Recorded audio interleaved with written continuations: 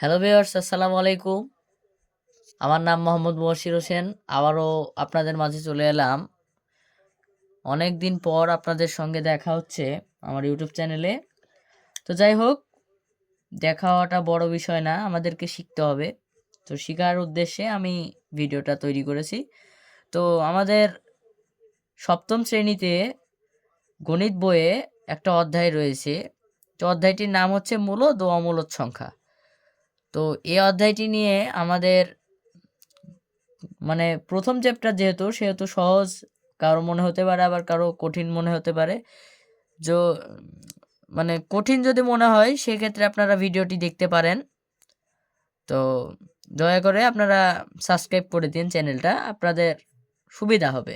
শিক্ষামূলক ভিডিও ইনশাল্লাহ আপলোড করব। তো যাই হোক, সামনে ইলেকশন। আমি আগে মনে করেছিলাম যে ভিডিও আপলোড করব, বাট ইলেকশনের জন্য আমার সময় হয়নি ভিডিওটি আপলোড করার। তো যাই হোক, আমি এখন ভিডিও নিয়ে উপস্থিত হব, পরে কথা হবে ভিডিওর লাস্টে। তো যাই হোক, প্রথমে আমরা কাজ করি। তো আমাদের প্রথম অধ্যায়ের নাম হচ্ছে মূলদ ও অমূলদ সংখ্যা। তো বর্গমূল কাকে বলে সেটা আমরা এখন জানবো।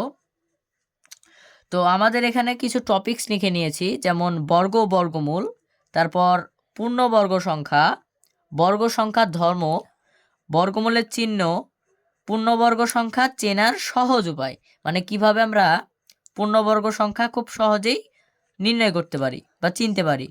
মৌলিক গুণনীয়কের সাহায্যে বর্গমূল নির্ণয়। কিভাবে মৌলিক গুণনীয়কের সাহায্যে বর্গমূল নির্ণয় করা যায়। দেন আছে হচ্ছে ভাগের সাহায্যে বর্গমূল নির্ণয়, ভাগের সাহায্যে কিভাবে একটি বর্গমূল নির্ণয় করা যায়, একটি সংখ্যার বর্গমূল নির্ণয় করা যায়। তো প্রথমে আমাদেরকে শিখতে হবে বর্গমূল কি। বর্গমূল না শিখতে পারলে আমরা এই বাকি যে টপিকসগুলো কিন্তু আমরা জানতে পারবো না। সো আমাদেরকে প্রথমত বর্গমূল সম্পর্কে একটা ভালো ধারণা নিতে হবে। দেন আমাদেরকে যে পরবর্তী টপিকস রয়েছে সেই টপিকসগুলো নিয়ে আলোচনা করতে হবে। তো যাই হোক, আমরা প্রথমত শুরু করছি। বর্গ কাকে বলে? বর্গ, তারপরে রয়েছে বর্গমূল। আগে রয়েছে কি? বর্গ, তারপর রয়েছে বর্গমূল। আগে আমরা শিখি বর্গ। আচ্ছা, একটি সংখ্যা ধরেন 2, সংখ্যাটা 2 হোক। একটি সংখ্যাকে সেই সংখ্যা দ্বারা গুণ করলে যে সংখ্যা পাওয়া যায় বা গুণফল পাওয়া যায় তাকে বর্গ বলে। একটা সংখ্যা 2, সেই সংখ্যা দ্বারা, একটি সংখ্যা হচ্ছে 2, সেই সংখ্যা অর্থাৎ 2 দ্বারা 2কে আমি গুণ করছি। এখন গুণফল কত পাচ্ছি? আমি গুণফল পাচ্ছি 4। তাহলে আমরা বলতে পারি যে 2 এর বর্গ কত? 4। কেন? কারণ একটি সংখ্যাকে সেই সংখ্যা দ্বারাই আমরা কি করছি? গুণ করছি। এবং যে গুণ করলে যে সংখ্যা পাওয়া যায়, গুণ করে আমরা যে সংখ্যাটা পাচ্ছি, এই সংখ্যাটাই হচ্ছে ওই সংখ্যাটার কি? বর্গ। আচ্ছা, এখন আমরা একটু উদাহরণস্বরূপ আপনাদেরকে দেখাই দিই। উদাহরণস্বরূপ যদি দেখাতে যাই, তো আমাদেরকে উদাহরণস্বরূপ দেখাতে হলে আমাদেরকে যেটা করতে হবে, ফার্স্টলি আমি বলেছিলাম 2 এর কথা, তাহলে আমি 2কে এই 2 দ্বারাই গুণ করছি। দেন আমি কত পাচ্ছি? 4 পাচ্ছি। তাহলে আমরা বলতে পারি না যে 2 এর বর্গমূল বর্গ 4, 2কে 2 দ্বারা গুণ করলে আমরা কত পাচ্ছি? 4 পাচ্ছি। একটি সংখ্যা 2 ধরলাম। 2 কথার কথা, আপনি যে কোনো একটা সংখ্যা ধরতে পারেন, সেটা 2 হোক, 6 হোক, যাই হোক। এখন আপনি 2 ধরলেন। এখন 2কে ওই সংখ্যা, একটি সংখ্যাকে সেই সংখ্যা বলতে কি? 2 বোঝায়। তাহলে এই 2কে আমি 2 দ্বারাই গুণ করছি, তাহলে পাচ্ছি কত? 4। তো আমি এখানে 4 পেয়ে গেছি। তো এটাই হচ্ছে আমাদের কি বর্গ। তাহলে আমরা বলতে পারি এখানে 2 এর বর্গমূল বর্গ 2 এর বর্গ। তাহলে আমরা এখানে বলতে পারি যে 2 এর বর্গ হচ্ছে 4। 2 এর বর্গ 4। তাহলে আমরা এখানে 4 লিখে ফেলছি। তাহলে আশা করি আপনারা এই বর্গ মানে কি এটা আপনারা বুঝতে পারছেন। তাহলে বর্গ বিষয়টা আমরা কি ক্লিয়ার করে ফেললাম। এখন আমরা শিখি বর্গমূল কাকে বলে। যারা বুঝতে পারেননি তাদেরকে আবারও রিপিট করে বলছি। একটি সংখ্যা কি?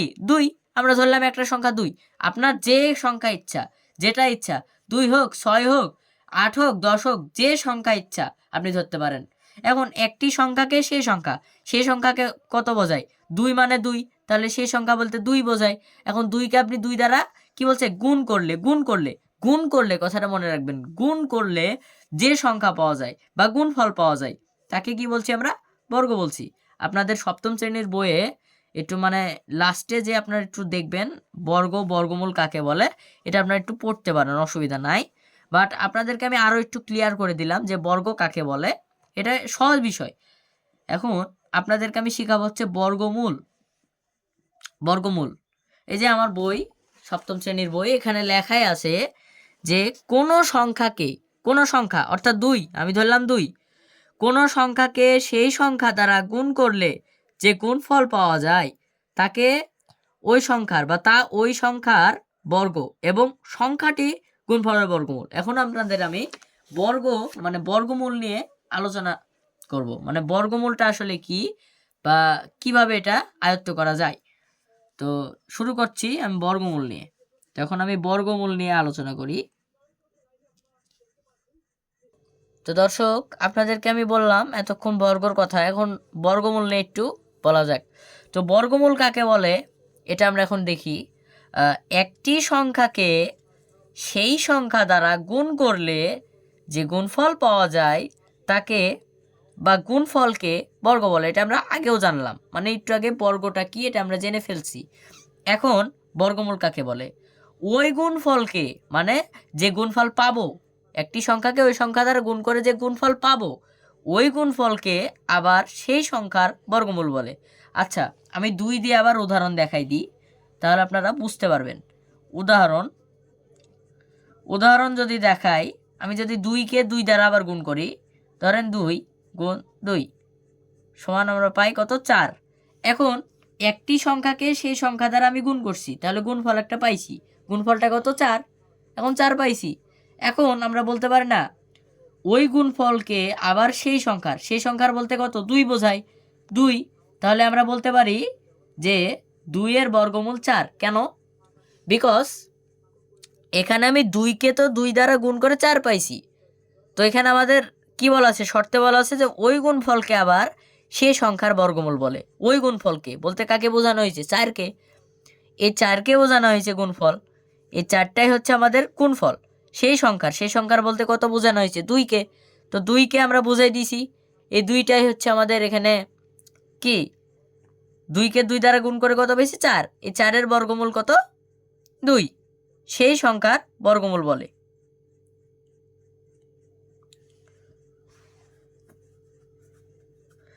তাহলে তো যাই হোক, আমার এখানে একটু জাস্ট ভুল হয়েছে, তো আপনারা কিছু মনে করবেন না। আমি এখানে ঠিকই বুঝাইছি, বাট একটু লাস্টে যে, তো যাই হোক, আমাদের এখানে কথাটা হতো কি যে ও মানে গুণফলকে, মানে ওই সংখ্যা গুণফলের বর্গমূল, ওই সংখ্যাটা কি? গুণফলের বর্গমূল। ওই সংখ্যা, আচ্ছা আমি এখানে লিখে দিচ্ছি আবার, অসুবিধা নাই। ওই সংখ্যা আবার গুণফলের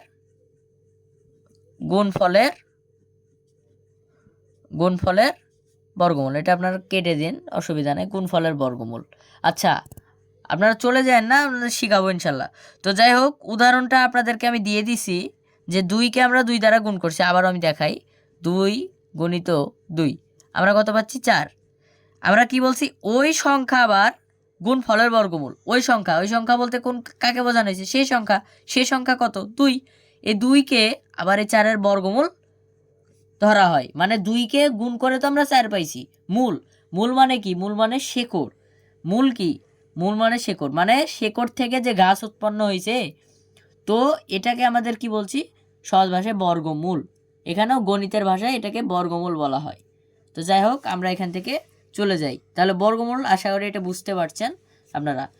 মানে একটি সংখ্যাকে সেই সংখ্যা দ্বারা গুণ করলে যে গুণফল পাওয়া যায় তাকে তো আমরা বর্গ বলি, এবং সেই সংখ্যাটি আবার গুণফলের কি? বর্গমূল। আচ্ছা, বর্গ তাহলে শেখা শেষ। এখন আমরা পরবর্তী কাজে যাব। পরবর্তী কাজে আমাদের পূর্ণবর্গ সংখ্যার কথা বলা হয়েছে। পূর্ণবর্গ সংখ্যা আপনারা একটু লক্ষ্য করেন, পূর্ণবর্গ সংখ্যা। তাহলে 1 নাম্বারটা আমাদের কমপ্লিট। এখন পূর্ণবর্গর কথা বলা হয়েছে। পূর্ণবর্গ সংখ্যা আবার কি আমরা জানি না? আমরা জানি না। এখন আমরা শিখব পূর্ণবর্গ সংখ্যা কি, এটা আমরা এখন শিখব। তো এটাও আলোচনা করছি। তো দর্শক, আমরা এখন পূর্ণবর্গ সংখ্যা নিয়ে আলোচনা করব। তো আমাদের পূর্ণবর্গ সংখ্যার এখানে আমরা একটা ছক দেখতে পাচ্ছি। ছক আমাদের এই যে সপ্তম শ্রেণীর বইয়ের একবারে কপি প্রায় বলা যায়। এই ছকটি আপনারা দেখতে পাচ্ছেন সপ্তম শ্রেণীর বইয়ের। এই ছকেও কিন্তু একইভাবে বলা হয়েছে। তো আমি কিন্তু এখানে দেখাই দিচ্ছি আপনাদেরকে বোঝানোর জন্য, বোঝানোর ক্ষেত্রে আপনারা বই পড়তে পারেন, অসুবিধা নাই। তো আমি লিখেছি বর্গের বাহুর দৈর্ঘ্য মিটার। আপনারা দেখতে পাচ্ছেন মিটার, এখানে মিটার লেখা আছে। তারপর এখানে লিখেছি যে বর্গের বাহুর দৈর্ঘ্য মিটার স্কোয়ার। আমরা সপ্তম শ্রেণীতে এই যে মিটারের এই পাশে যে 2 লেখা আছে উপরে, এটাকে আমরা কি বলি? স্কোয়ার চিহ্ন। আচ্ছা, এখন আমাদেরকে এই পূর্ণবর্গ সংখ্যা বলতে এখানে বোঝানো হয়েছে, এখানে আমরা যদি পূর্ণবর্গ সংখ্যার কথা চিন্তা করি, 1কে 1 দ্বারা গুণ করলে আমরা কত পাই? আমরা কত পাচ্ছি? 1 পাচ্ছি। তাহলে এটাকে কি বলা যায়? 1 স্কোয়ার। 2কে আমরা 2 দ্বারা গুণ করছি, এখানে 2কে 2 দ্বারা গুণ করছি, তাহলে আমি কত পাচ্ছি? 2 স্কোয়ার। এখন 2কে 2 দ্বারা গুণ করলে কত হয়? 4। আমি এখানে গুণফলটা লিখেছি আর এখানে স্কোয়ার লিখেছি। এরপর 3কে 3 দ্বারা গুণ করলে কত হয়? 3 স্কোয়ার, অর্থাৎ 3 3কে 9। তারপর 4কে আমি 4 দ্বারা যদি গুণ করি তাহলে 4 4 কত হয়? 16 হয়। দেন 5 গুণিত 5, 5কে আমি এখানেও লিখেছি, 5কে 5 দ্বারা গুণ করলে কত হয়? 5 স্কোয়ার বা 25। 7কে 7 দ্বারা গুণ করলে 7 সাথে হয় 49। এখন এর কাজ, একে যদি আমরা এ দ্বারা গুণ করি, আমি এখানে এ লিখেছি, একে যদি এ দ্বারা গুণ করি আমি, তাহলে কি হয়? এ স্কোয়ার, এ ইন্টু এ ইকুয়াল এ স্কোয়ার। কিন্তু এর একটি কি? এ একটি চলক বা অক্ষর চিহ্ন, যেহেতু তার কোনো গুণফল পাওয়া যায় না, সেহেতু আমরা এখানে কোনো গুণফল লিখে নিই। তো আমাদের এখানে আমরা কত পেয়েছি গুণফলগুলো একটু দেখি, গুণফলগুলো দেখি। 1 পাইছি, 4 পাইছি, 9 পাইছি, 16 পাইছি, তারপর পাইছি কত? 25 পাইছি এবং 49 পাইছি।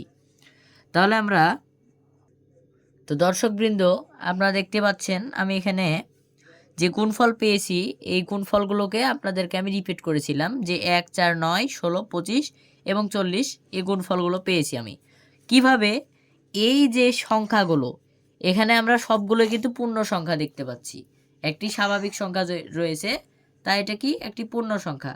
তো এই পূর্ণ সংখ্যাগুলোকে গুণ করলেই তো আমরা কত পাইছি? এই গুণফল পাইছি। সেহেতু আমরা বলতে পারি না যে পূর্ণ সংখ্যার বর্গ এই সংখ্যাগুলো? নিশ্চয় বলা যায়। তো যাই হোক, এখন আমরা নিচে একটু লক্ষ্য করি। আমরা লিখেছি কি? 1 4 9 16 25 এবং 49 সংখ্যাগুলোর বৈশিষ্ট্য হলো সংখ্যাগুলোকে অন্য পূর্ণ সংখ্যা বলতে কত? 1 2 3, তারপর 4 5 6, 5 7, 6 নেই, 6 বললেও বলা যেত, 5 7, এই সংখ্যাগুলোর কি হিসেবে প্রকাশ করা যায়? বর্গ হিসেবে প্রকাশ করা যায়। মানে গুণ করলে গুণফল পাওয়া যায়, সুতরাং এটা বর্গ এবং বর্গ হিসেবে প্রকাশ করা যায়। তাই আমরা বলতে পারি না যে 1 4 9 16 25 49 সংখ্যাগুলো পূর্ণবর্গ সংখ্যা।